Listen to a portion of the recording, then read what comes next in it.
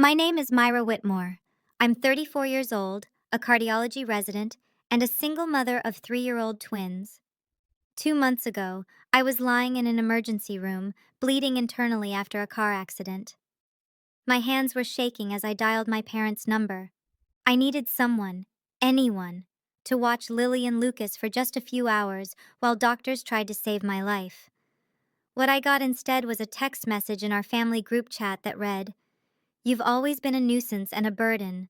We have Taylor Swift tickets with Vanessa tonight. Figure it out yourself." So I did. From my hospital bed, I called a nanny service, paid triple the rate, and made a decision that would change everything. I cut them off. Completely. The monthly mortgage payments, the health insurance, the car repairs. Everything I'd been quietly paying for the past 8 years. Gone. 2 weeks later, there was a knock on my door. Before I tell you who was standing there and what happened next, please take a moment to like and subscribe, but only if you genuinely enjoy this story. Drop a comment and let me know where you're watching from and what time it is there. I love connecting with you all. Now, let me take you back to where it all began. Growing up in the Carver household, I learned early that love came with a ranking system. My older sister Vanessa was the star, always had been. She was 3 years older, effortlessly beautiful, and had this magnetic quality that made our parents light up whenever she walked into a room. When she announced she wanted to pursue fashion design, Mom cried happy tears. Dad called her our little visionary. When I said I wanted to become a doctor, Dad nodded. That's practical. That was it. Practical. I told myself it didn't matter. I buried myself in textbooks, aced every exam, and clawed my way into one of the top medical schools in the country. 4 years of undergrad, 4 years of medical school, 3 years of residency, specializing in cardiology. The day I graduated from medical school should have been one of the proudest moments of my life. My parents arrived 2 hours late. "Sorry, sweetheart," Mom said, not quite meeting my eyes. "Vanessa had an emergency meeting with a potential investor. We had to drop her off first." No flowers, no celebration dinner, just a quick photo in the parking lot before they rushed off because Vanessa needed emotional support after her meeting. Compare that to Vanessa's first fashion show 3 years earlier. The whole family flew to New York, 5-star hotel, front row seats. Dad posted 17 photos on Facebook with captions like, "So proud of our talented girl." I got a parking lot photo and a lukewarm "Congrats, honey." I told myself it made sense. Fashion is competitive. Vanessa needed more support. Medicine is stable. I could handle things on my own. But what I didn't know then was that my parents' favoritism wasn't just emotional. It was financial. And I was the one footing the bill. It started 8 years ago, right after I finished medical school. Dad called me one evening, his voice tight with embarrassment. "Myra, we're in a bit of a bind. The mortgage payment is due, and things are tight this month. Could you help us out? Just this once?" Just this once. I transferred $2,400 that night without hesitation. They were my parents. Of course I would help. But just this once became every month. The mortgage, then their health insurance premiums, $800 monthly, when Dad's company dropped their coverage, then the emergencies, the car repairs, the roof leak, the new furnace. I never said no, not once.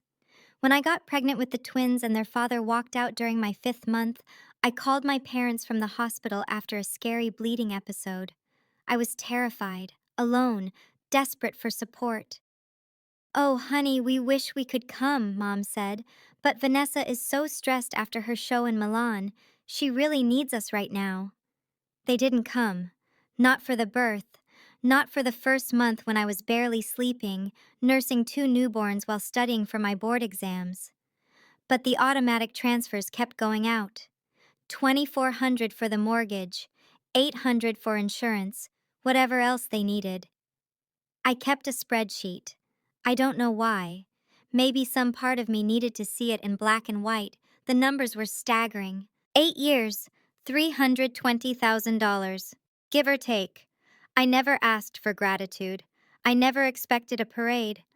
but I also never expected to be called a burden by the people I'd been carrying for almost a decade. That reckoning was coming. I just didn't know it yet. The accident happened on a Tuesday evening. I was driving home after a 16-hour shift. My eyes were heavy, but I was alert enough. The light turned green. I pulled into the intersection. I never saw the truck. It ran the red light doing 50. The impact hit my driver's side door. Glass exploded. Metal screamed. The world spun, then went black. I woke up in an ambulance, pain searing through my abdomen. A familiar face hovered above me. Myra? Myra, can you hear me? Can you tell? Marcus Smith, emergency physician at my hospital. We'd worked together for 2 years. Marcus? My voice came out wrong, weak. What's happening? You were in an accident. We're taking you in now. Possible internal bleeding. You're going to need surgery. Surgery. The word hit me like a second collision. My kids. I grabbed his arm. Lily and Lucas. They're with the babysitter. She leaves at 8. Marcus checked his watch. It's 7:15. 45 minutes. I had 45 minutes to find someone to watch my children while doctors cut me open. I fumbled for my phone with shaking hands. Blood smeared across the screen as I pulled up my parents' number. It rang 4 times. Myra? Dad's voice was impatient. We're about to leave. What is it? Dad, I need help. The words tumbled out between gasps of pain. I was in an accident. I'm being taken to the hospital. Surgery. Please, I need you and Mom to watch the twins, just for a few hours. Silence on the line. Then, hold on. I heard muffled voices. My mother's tone, sharp and annoyed. Vanessa's laugh in the background. The line went quiet. Then my phone buzzed with a text notification. Family group chat. The message was from my mother. Myra, you've always been a nuisance and a burden. We have Taylor Swift tickets with Vanessa tonight. We've been planning this for months. Figure it out yourself. I read it twice, 3 times. The words didn't change. A second message appeared. From Dad. You're a doctor. You're used to hospitals. Don't make this into a bigger deal than it needs to be. Then Vanessa. Not words. Just a laughing emoji. That was it. That was all I was worth to them. A laughing emoji while I lay bleeding in an ambulance. Marcus was watching me. I didn't realize he could see my screen until he spoke. Myra. His voice was careful. What did they say? I couldn't answer. Something had cracked open inside me, and it wasn't just the internal bleeding. I need a phone, I whispered. A phone with internet. Mine's dying. He handed me his without question. I Googled emergency nanny services, found one with 24-hour availability, called, explained the situation in clipped professional sentences. Yes, I would pay triple the rate. Yes, I would provide the babysitter's contact for handoff instructions. Yes, I authorized payment immediately. It was done in 4 minutes. Marcus was still watching me when I handed back his phone. He didn't say anything. He didn't have to. Can you screenshot those messages? I asked. From my phone, before it dies. He nodded slowly. Yeah, I can do that. I closed my eyes as the ambulance pulled into the hospital bay. The pain was overwhelming now, but it wasn't coming from my abdomen anymore. From that hospital bed, with an IV in my arm and fear in my heart, I made the easiest decision of my life. The surgery took 4 hours. Ruptured spleen. Internal bleeding. Another few minutes and I might not have made it. I spent 5 days in the hospital. 5 days of IV drips, morphine haze, and nurses checking my vitals every few hours. Not one call from my parents. Not one text. Not one visit. The emergency nanny service was expensive, but worth every penny. They coordinated with my regular sitter, kept Lily and Lucas safe and fed, sent me daily photo updates. Strangers took better care of my situation than my own family. On day 3, I asked the nurse for my laptop. Are you sure you're up for it? She asked. You should be resting. I need to take care of something. My hands were steady as I logged into my banking app. 8 years of automatic transfers stared back at me. Regular as clockwork. $2,400 on the 1st of every month, $800 on the 15th. I canceled them all. Then I opened my phone settings, blocked my father's number, my mother's, Vanessa's. There was no dramatic moment, no tears, no second guessing. It felt like setting down a weight I'd been carrying so long I'd forgotten it was there. Marcus stopped by later that afternoon. He'd checked on me every day, bringing coffee and quiet company. "How are you feeling?" he asked. I looked up at him, and for the first time in years, I told the truth. Better. For the first time in 8 years, I actually feel better. He didn't push for details. He just nodded, like he understood. I knew the fallout was coming. My parents would notice the missing money. They would rage and cry and demand explanations. But I didn't expect what came next. 2 weeks after my surgery, I was finally home, moving slowly, still sore, but alive. It was a Saturday morning. I was making pancakes for Lily and Lucas, their favorite weekend treat. The kitchen smelled like butter and maple syrup. Lucas was trying to stack his toy blocks. Lily was helping by knocking them down. Then came the knock. 3 sharp raps on my front door. I wiped my hands on a dish towel, my heart rate spiking. If it was my parents, I wasn't ready. I didn't know if I'd ever be ready. I looked through the peephole, and my breath caught. Standing on my doorstep was a tall man in his 70s. Silver hair, neatly combed, sharp blue eyes that I remembered from childhood. A posture that still carried the authority of 40 years on the federal bench. Grandpa Thomas. I hadn't seen him in almost 3 years. My parents always had excuses for why we couldn't visit. Too busy, too far, too inconvenient. I opened the door, and he pulled me into a hug so tight it made my surgical incision ache. "Myra." His voice was rough. "Let me look at you." He pulled back, his eyes scanning my face, then dropping to where my hand rested protectively over my abdomen. "I know everything," he said quietly. "Eleanor told me." Aunt Eleanor, my mother's younger sister, the only person in the family who'd ever openly questioned how my parents treated me. "Grandpa, Don't." He held up a hand. "You don't need to explain anything, but I do need you to come somewhere with me." He reached into his jacket and pulled out an envelope. Cream-colored, elegant, formal, an invitation. "My 70th birthday party, next Saturday. The whole family will be there." His eyes met mine, and I have some things that need to be said.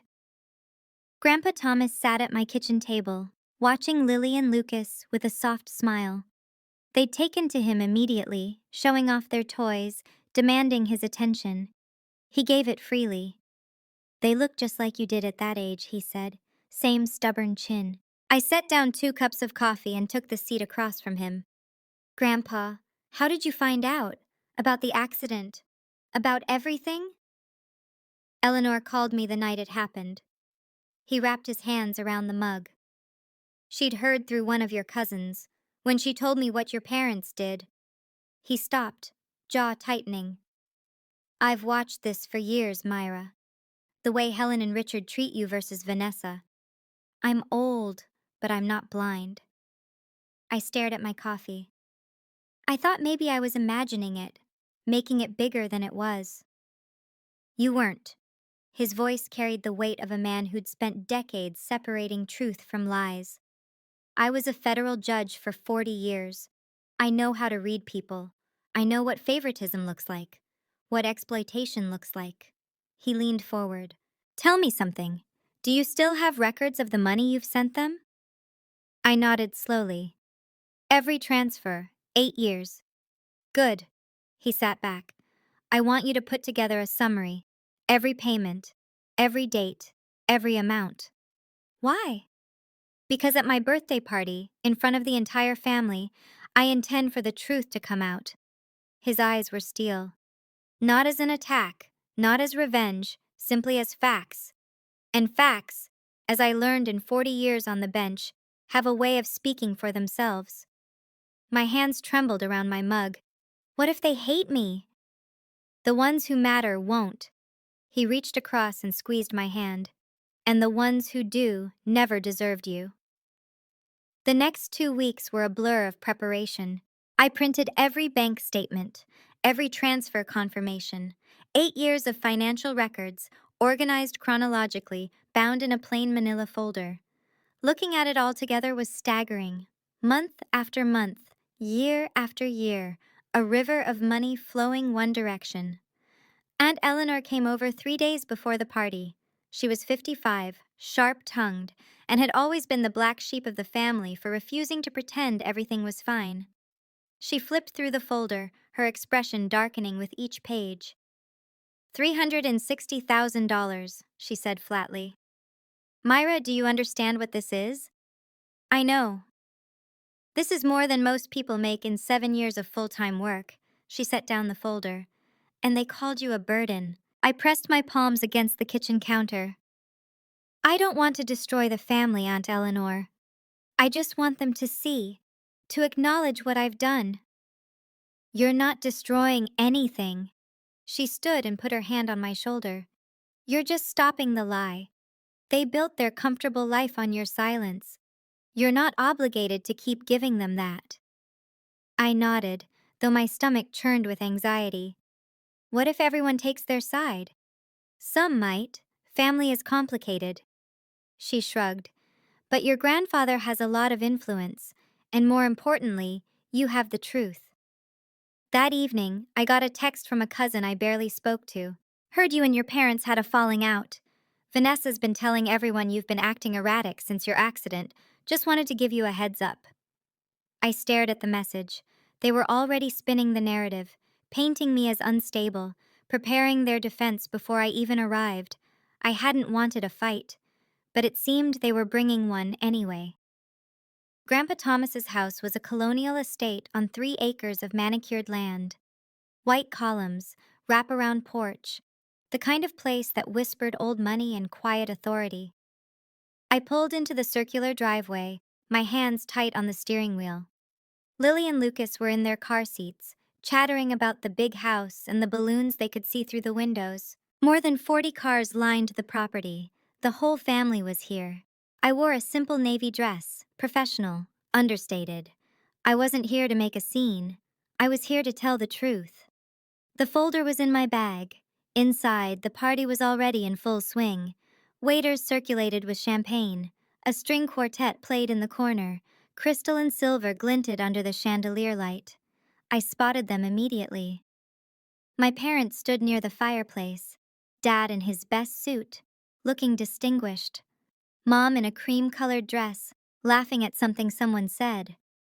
They saw me at the same moment. Mom's laugh died. Dad's face went rigid. For a long moment, none of us moved. Then Vanessa appeared. My sister glided over in a designer dress that probably cost more than my monthly student loan payment. Her smile was perfect. Her eyes were ice. Oh, Myra. She air-kissed my cheek. You made it. We heard about your accident. Nothing too serious, I hope? I met her gaze steadily. A ruptured spleen and internal bleeding. I almost died. Her smile flickered. Mom said it was just a fender bender. Mom wasn't there. I shifted Lucas to my other hip. None of you were. Vanessa's composure cracked for just a second. Then she recovered, patting my arm with false sympathy. Well, you look fine now. That's what matters. She drifted away, but I felt the first rumble of thunder. This was only the beginning. The attack came 30 minutes into the party. I was getting fruit punch for the twins when I heard Vanessa's voice, deliberately loud, carrying across the room. I'm so worried about Myra, honestly.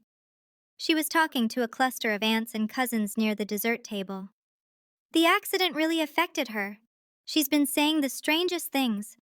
Cut off all contact with Mom and Dad for no reason. I kept my back turned, but every word landed like a small knife. Mom joined in, dabbing her eyes with a handkerchief. We've tried everything. Calls, texts. She won't respond. I think she's having some kind of breakdown. Poor thing, someone murmured. She's always been the sensitive one, Vanessa added. Remember how dramatic she was as a teenager? I think the stress of being a single mom has just been too much. I felt eyes on me, pitying looks, whispered concerns. I said nothing, just handed Lucas his juice cup and smoothed Lily's hair. Aunt Eleanor appeared at my side, her voice low and furious. They've been laying groundwork all week, calling relatives, planting seeds.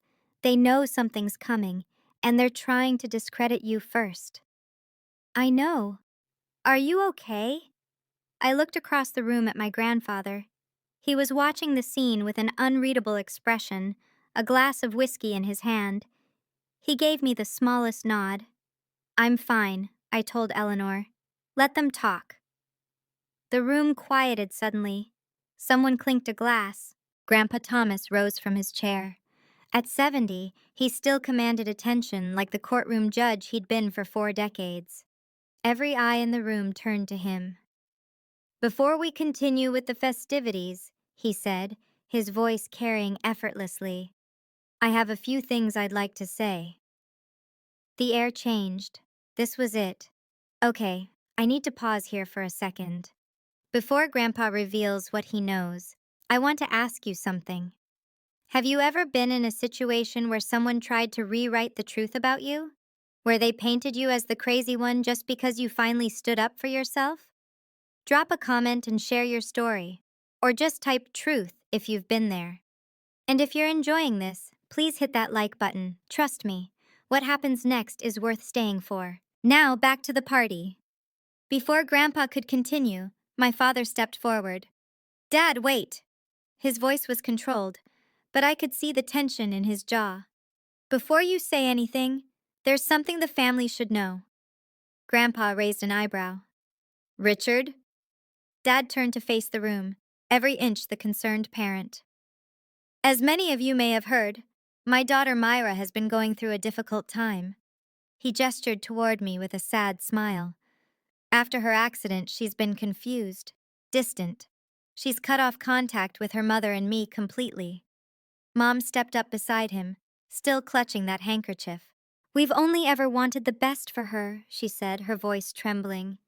But she's been spreading terrible lies about us, saying we abandoned her, that we don't love her. The room was silent. I felt 40 pairs of eyes boring into me. We've tried to be patient, Dad continued, but it's been heartbreaking. We gave that girl everything. Everything. Vanessa added her piece from across the room. She's even been claiming we refused to help her during her accident, which is absolutely not true. There must be some kind of misunderstanding. Someone near me let out a sympathetic murmur. The poor things. I stood frozen.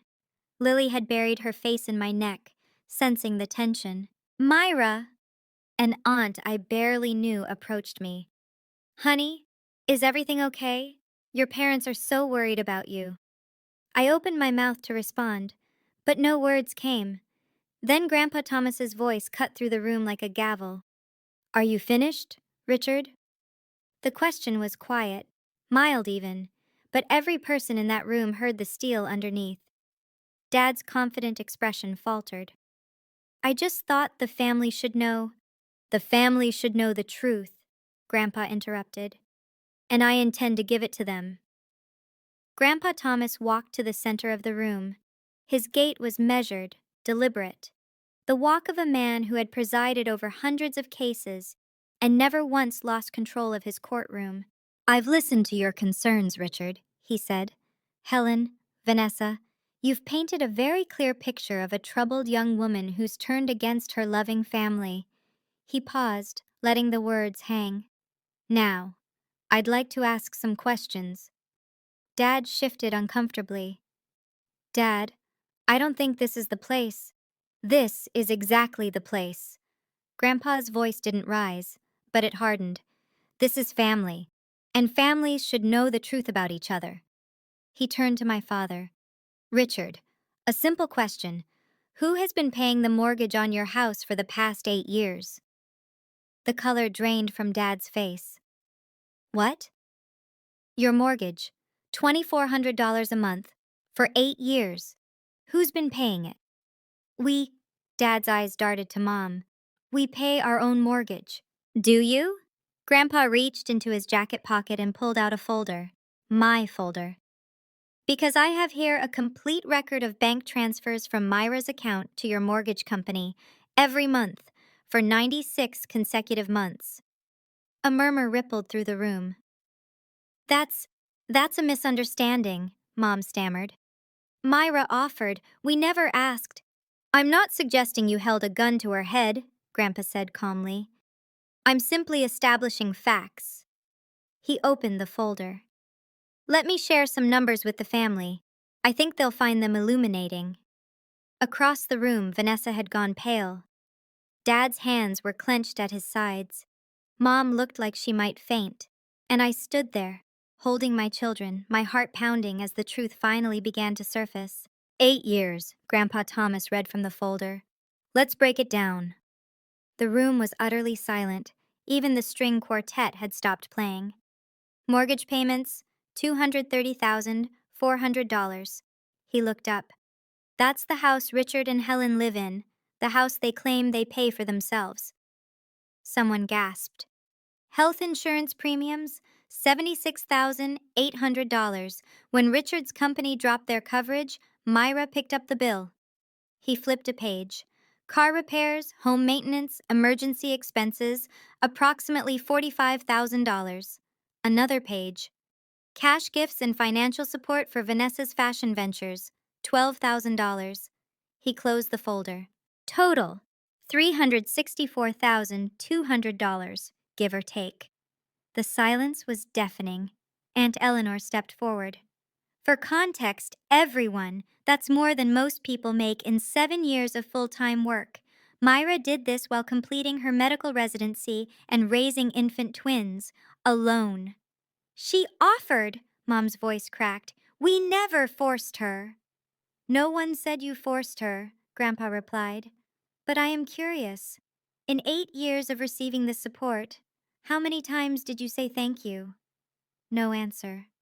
How many times did you visit her in the hospital after her twins were born? Still nothing. How many times did you show up for her? My mother started crying. Not the delicate, sympathetic tears from earlier, real ugly sobs. We thought she was fine, Dad said, his voice hollow. She never complained, she always managed. She managed, Grandpa repeated. Because she had to. Because you taught her that her needs didn't matter. An uncle near the back shook his head. Jesus, Richard. $360,000? And you called her a burden? Dad flinched like he'd been struck. But Grandpa wasn't finished. There's one more thing the family should hear, Grandpa said. He pulled out his phone, adjusting his reading glasses. 2 months ago, Myra was in a car accident. A serious one. She was bleeding internally and being rushed to emergency surgery. From the ambulance, she called her parents. Her children were home with a babysitter who was about to leave. She needed someone to watch them for a few hours. He paused, looking directly at my parents. This is the text message she received in response. From Helen. I'll read it exactly. He cleared his throat. Myra, you've always been a nuisance and a burden. We have Taylor Swift tickets with Vanessa tonight. Figure it out yourself. The room erupted. Oh my God, someone breathed. That's not... You're taking it out of context, Vanessa said desperately. There is no context, Aunt Eleanor snapped, that makes abandoning your daughter during a medical emergency acceptable. We didn't know it was serious, Dad shouted. Did you ask? Grandpa's voice cut through the chaos. Did you call her back? Did you come to the hospital? Silence. The answer, for those wondering, is no, no, and no. A woman I recognized as a distant cousin stepped away from my parents, her face twisted with disgust. Several others followed. My mother was sobbing uncontrollably now. I didn't mean it like that. I was frustrated. I didn't think... You didn't think your daughter might die, Grandpa finished, because you never thought about her at all. He turned to face the room. I'm not asking anyone to pass judgment. I'm simply presenting facts. What you do with them is your own choice. He looked at me, finally, his eyes soft.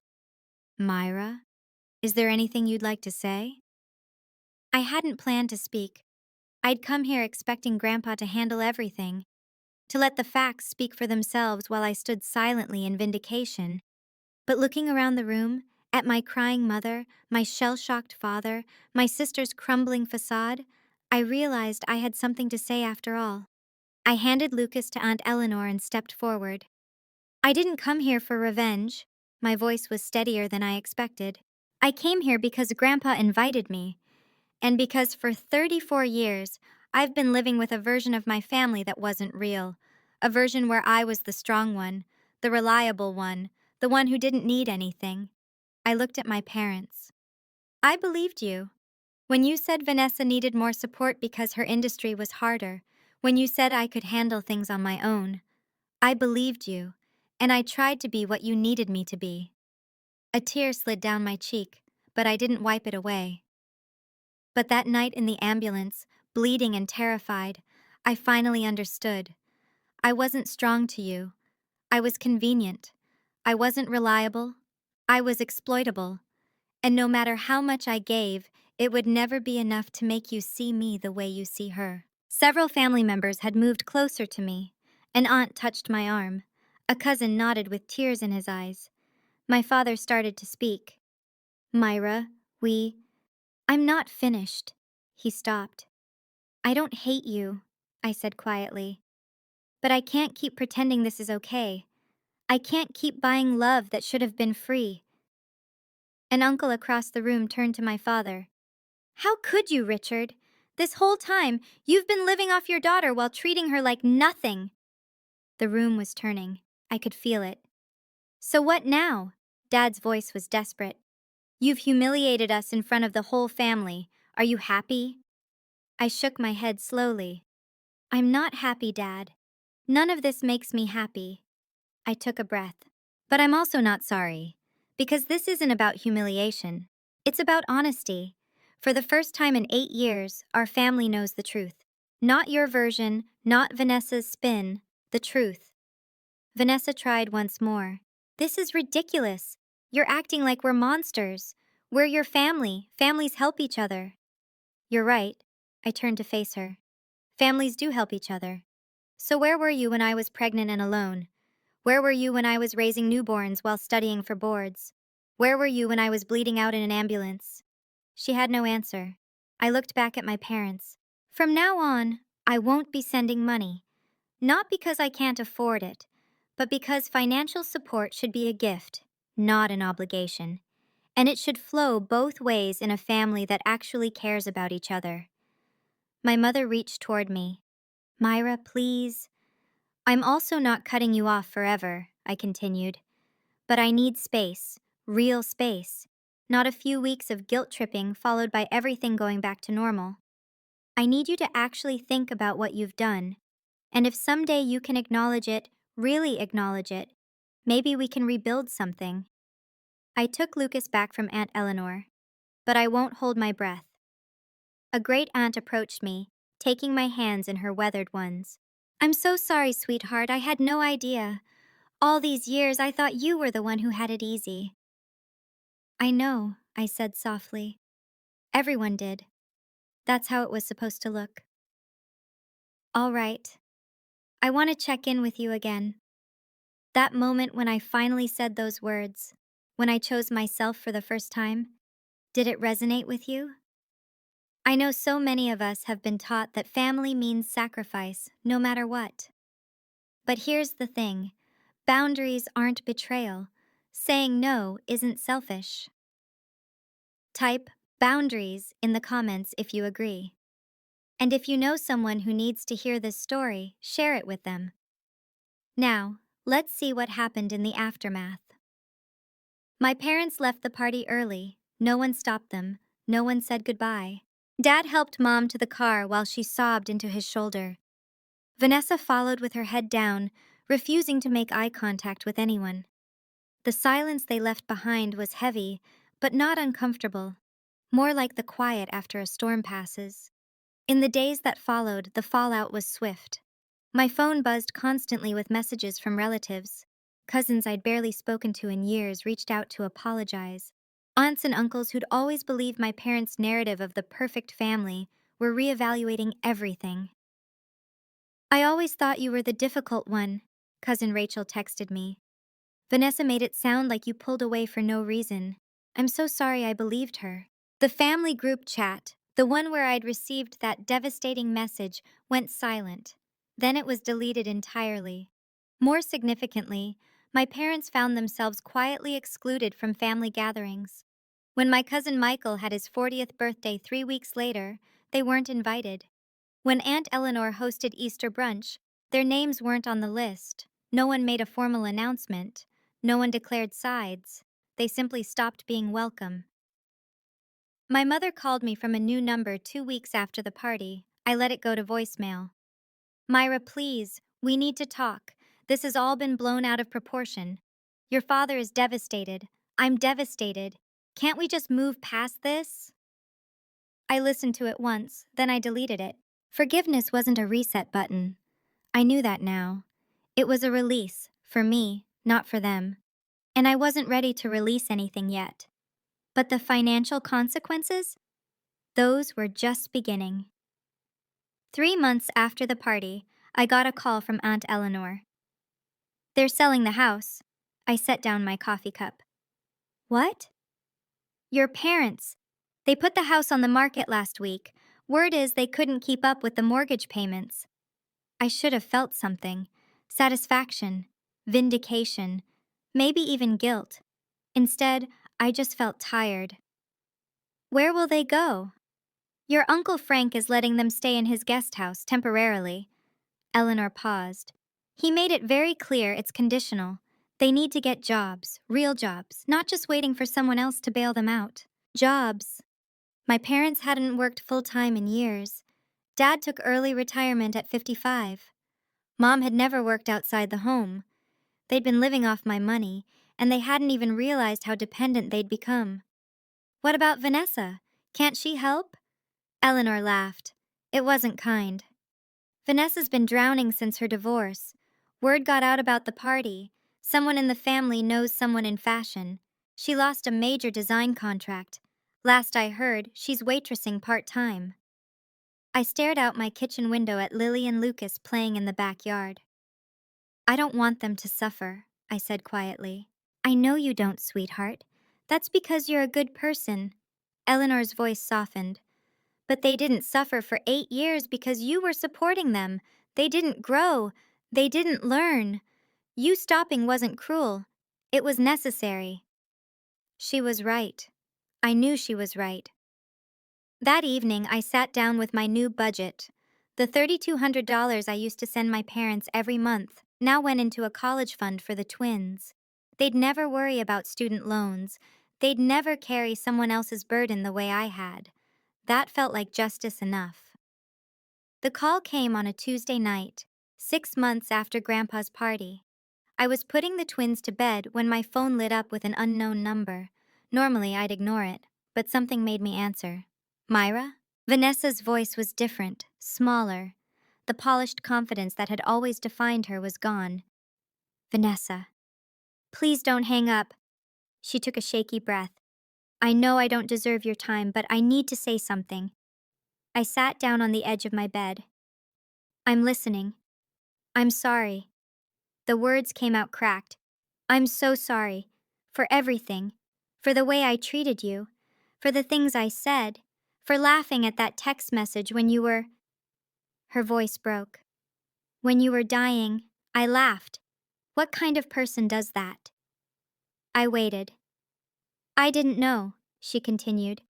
"About the money. Not all of it. I knew Mom and Dad were struggling, but I thought they were managing. I didn't realize it was you. For 8 years, Myra. How did I not know?" "Did you ever ask?" Silence. "No," she whispered. "I didn't. Because I didn't want to know. I liked being the favorite. I liked that everything came easy for me."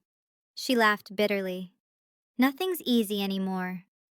I heard about the contract. "Yeah. Turns out your reputation matters in this industry." Funny how that works. We sat in silence for a moment. I'm not asking for money, she finally said, or forgiveness. I just wanted you to know that I see it now. What I was, what Mom and Dad did. I see all of it. I took a deep breath. Then start from there. Stand on your own feet. Be better. Yeah. Her voice was thick with tears. I'm trying. Good. I hung up. And for the first time, I felt something like hope. 6 months after that call, 1 year after the accident that changed everything, I stood in my new apartment watching the sun set through the windows. It wasn't big. 2 bedrooms, 1 bathroom, a small kitchen. But it was 5 minutes from the hospital in a good school district. And most importantly, it was mine. No mortgage payments to parents who didn't appreciate them. No insurance premiums for people who called me a burden. Just rent, utilities, and a college fund growing steadily every month. Lily and Lucas were at Grandpa Thomas's house for the afternoon. He'd become a fixture in our lives over the past year. Every Sunday, he'd pick them up for adventures. The zoo, the park, ice cream that I pretended not to know about. They're good kids, he told me once. You're raising them right. From him, that meant everything. Aunt Eleanor had become more than family. She was a friend. We had dinner together twice a month. She'd helped me navigate the emotional aftermath of the party, of setting boundaries, of learning to prioritize myself. You know what I admire about you? She said recently. You didn't become bitter. A lot of people would have. You had every right to. What would be the point? I'd replied. Bitterness is just drinking poison and expecting someone else to get sick. As for my parents, we hadn't spoken directly, but I knew from family whispers that they were still at Uncle Frank's. Dad had gotten a part-time job at a hardware store. Mom was doing bookkeeping for a local church. They weren't thriving, but they were surviving. Some days I wondered if they thought about me, if they missed me, if they regretted anything. But those weren't my questions to answer. I'd spent 34 years carrying their weight. It was finally time to put it down. If you've made it this far, I want to leave you with something. Not advice. I'm not qualified to tell anyone how to live their life, but maybe a reflection. A lesson I learned the hard way. For 34 years, I believed that love was something you could earn. That if I just gave enough, sacrificed enough, asked for nothing in return, eventually the people who were supposed to love me would see my value. I was wrong. Love isn't a transaction. It's not a reward for being useful. And no amount of money, time, or energy can buy something that should have been freely given from the start. The family I have now, Grandpa Thomas, Aunt Eleanor, friends like Marcus who showed up when my own parents wouldn't. They didn't love me because of what I could provide. They loved me because of who I am. That's the difference. And it took almost dying on an operating table to understand it. I don't know what happens next with my parents. Maybe someday they'll truly change. Maybe they'll reach out with genuine remorse, ready to rebuild something real. If that happens, I'll consider it. But I won't wait for it. I won't shape my life around the hope of something that may never come. My life is mine now. My energy, my resources, my love. And if the people who raised you call your self-respect betrayal, then maybe they never deserved your loyalty in the first place. To anyone out there carrying a weight that was never yours to bear, it's okay to put it down. It's okay to choose yourself. You're not selfish. You're not ungrateful. You're not a burden. You're finally free. Thank you so much for staying with me through this story. If it resonated with you, please hit that like button and subscribe. It means the world to me. I want to hear from you. Have you ever had to draw a boundary with family? How did it change your life? Drop your thoughts in the comments. And if you want more stories like this, stories about standing up for yourself and finding your voice, check out the video in the description. I think you'll love it. Until next time, take care of yourself. You deserve it.